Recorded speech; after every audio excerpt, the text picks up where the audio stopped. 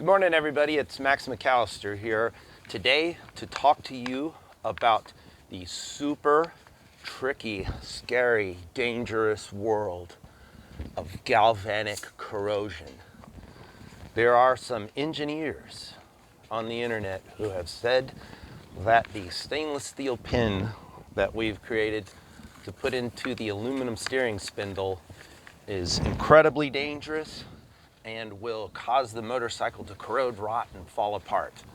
So let's explain what an engineer is. So an engineer is somebody who went to college for 4 years, somewhere between the ages of 18 and 22, and in that time has learned everything about everything and qualifies them for the rest of their life to start off every sentence with, "I'm an engineer," and that means that the next words out of their mouth are 100% true and correct, and they know everything about everything for the rest of their lives for that 4 years they spent when they were a kid. So basically, anytime in my experience now in life, when somebody starts off introduces their sentence or anything with, "I am an engineer," what follows is going to be a bunch of horse crap that has nothing to do with anything related to any problem at hand, and that they are trying to impress you with some knowledge that they think they have that they really don't. So let's start off with the ding-dongs who want to tell you that two pieces of aluminum, a piece of aluminum and a piece of stainless steel will corrode and destroy each other. Now, which destroys which? Nobody even knows that because they haven't spent any time to try and figure that out. But I'm going to explain to you today the differences.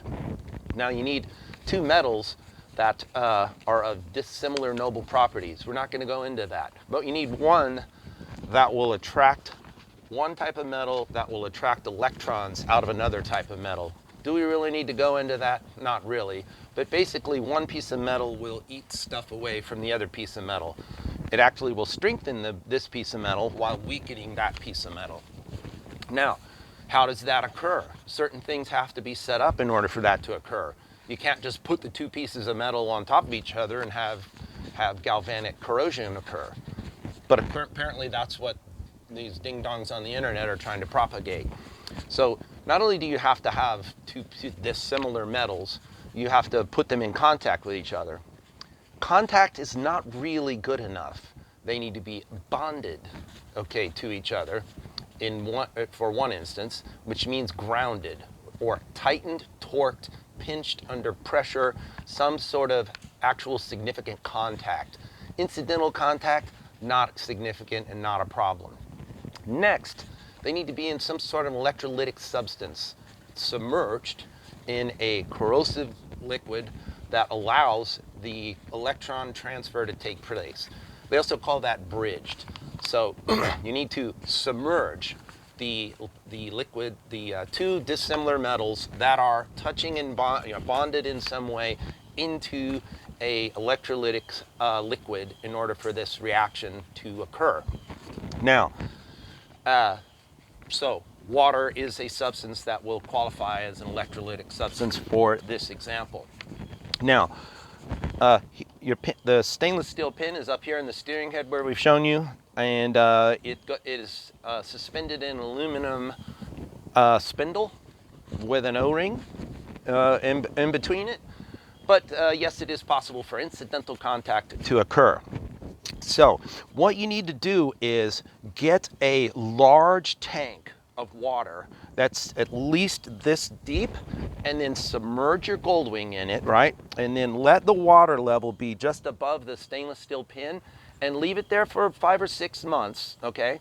And then lift the Goldwing out of the water and then take it apart and then take a look and see the galvanic corrosion that's occurred during that time. But you're going to shockingly and surprisingly not really find any. Okay, so because of what I've already explained with them not being bonded, right?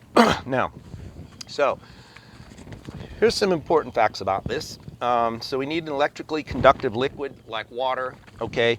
Is it possible for some water to make its way through humidity, fog, that kind of stuff, up through the bottom of the steering spindle and float and rise up into the top of your steering spindle. That is indeed a possibility. Same possibility also exists that if you're riding down the road in the rain, moisture could blow up into the hole underneath the spindle. Okay, the spindle is not a closed environment, it is an open environment. And for the same reason that water could make its way into that environment is the exact same reason that it will leave that environment.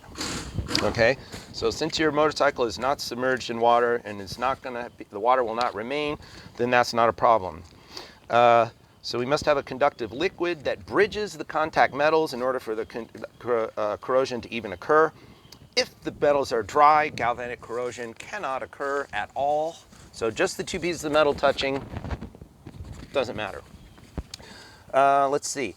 The next problem is surface area. Okay, so surface area is important. So they have an anode and a cathode. The cathode is stainless steel and anode is aluminum. The anode will be consumed by the cathode. So the amount of surface area is important. And so to explain this more clearly, for the aluminum to be attacked by stainless steel, you need a lot of stainless steel and a little tiny amount of aluminum for that to occur. Now, if you have them in equal parts, there becomes less of a tendency for the attack to occur. If you have lots of aluminum and a little bit of stainless steel, then it's not really going to occur at all. Okay, so we want to show you something real quick here. Come look at a Honda Goldwing. This is a Honda Goldwing with a bunch of stuff off of it.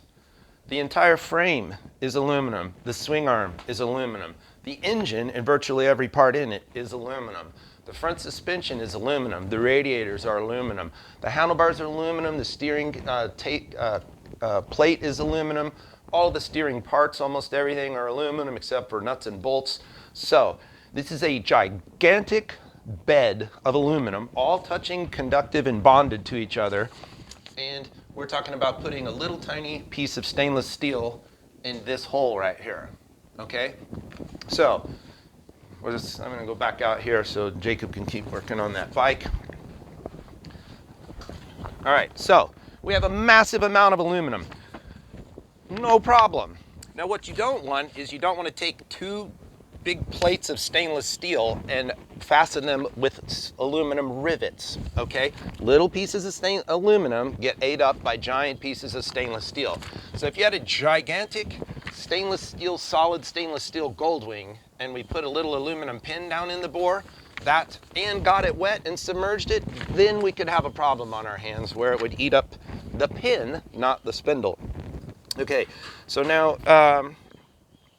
let's see. So it's a good way. It says in this thing I found from the British Stainless Steel Association, an example of safe use of stainless steel and aluminum together is where stainless steel fasteners and hold-down bolts are used to secure aluminum roadway or bridge parapet guards. So you can actually create parapets, leave them outside in the environment, make them out of aluminum and fasten them with stainless steel hardware with no insulation between them, and there is no risk of corrosion, okay? Now, if you were to reverse that, then the problem occurs. So they say in a marine environment where you have a highly corrosive electrolyte, which is salt water, if you make an aluminum stair step to get in and out of the boat, out of aluminum, and fasten it together with stainless steel, and then submerge it in salt water, then you'll find that the stainless steel eats the aluminum around the hardware and can loosen up your swim ladder coming out of the ocean. I'm pretty sure nobody's going to submerge their Honda Goldwing into the ocean to see if the little stainless steel pin eats up the aluminum inside the steering spindle. Okay, now there is a big, the difference between me and an engineer is I went to Google University, which took me about 5 minutes to graduate from, and using Google University, I'm actually able to find out with just a few minutes of effort, far more than any engineer on the internet that is telling you my pin is going to damage your motorcycle has bothered to take the time to do. So remember, I am an engineer followed by horse crap. All right, so my name's Max. Please continue to buy our safety pin and install it on your bike. You can also, if you're an extreme concern, you can actually just use a waterproof grease to act as a insulating barrier between the pin and the aluminum spindle if you're extremely concerned. If you're not, just jam it in there like I've done and it will be just fine for the entire life of your motorcycle. All right, please like this video, share it with your friends, and don't forget to subscribe to my channel, and watch out for the engineers coming to get you. Just tell them you know how to use Google.